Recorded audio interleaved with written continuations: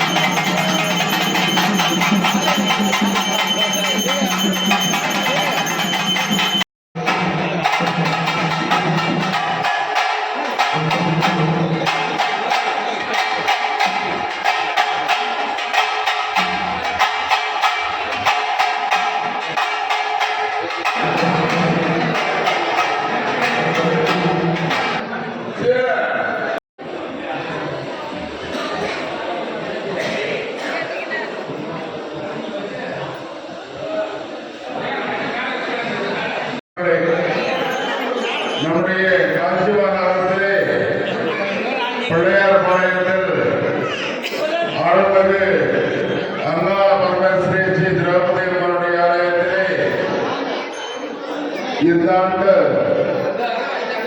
இன்றைய தினத்திலே கூடியுள்ள மகாபாரதம்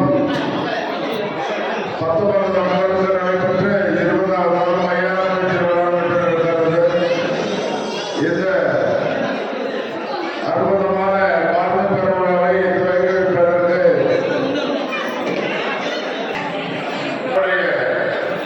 பேரன்புக்குரிய வணக்கத்துக்குரிய போற்றுதலுக்குரிய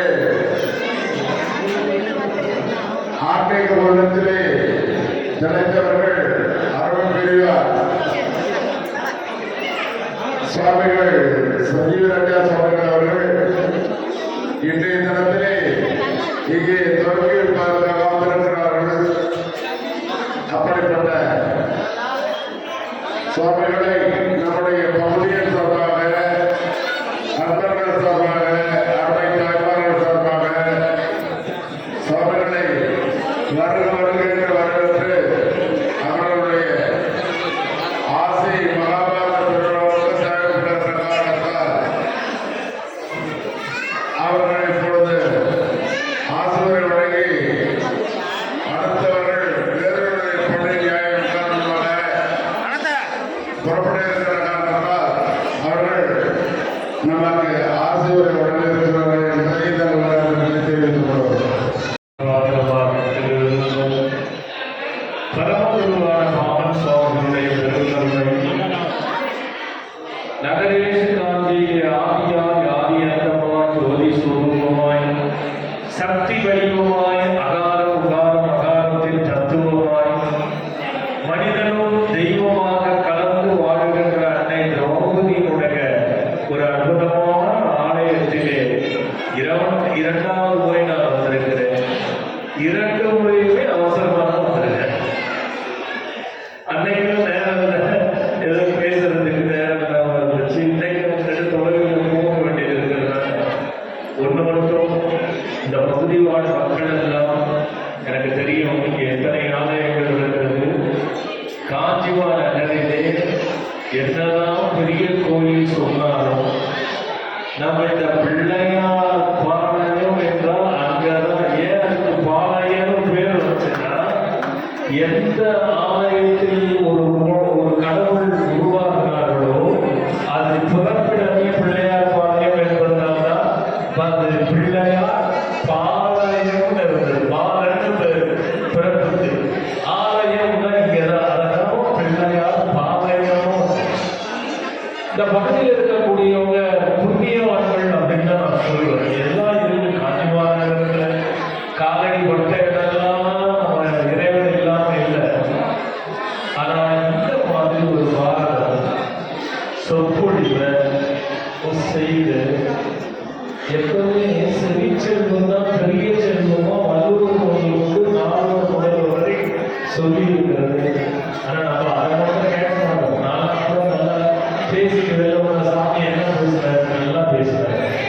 என்னவா பேசுறாரு? நல்லா பேசுறாரு. அதேதான் சொல்லுவாங்க. என்ன பேசுறாரு? அது ஒரு தொடர்ந்து ஒரு 15 நாட்கள் 11 நாட்கள் ஒரு மகாபாரத சொற்பொழிவு நடக்குதுன்னா எங்க நடக்கும்னா பூர்வ ஜென்மத்தில் எங்கெல்லாம் இந்த மகாபாரத சொற்பொழிவு நடக்குதோ அங்கெல்லாம் 11 ஜென்மம் புண்ணியம் பண்ண பூமியா இருந்தால் மட்டும்தான் நடக்கும். அப்போ ஒரு திரௌபதி ஆலயத்துல இப்படி ஒரு ஏற்பாடுகளை நான் விழா குழுவினர்கள் எனக்கு பேர் தெரியாததான் நான் மொத்தமா சொல்றேன். இந்த விழா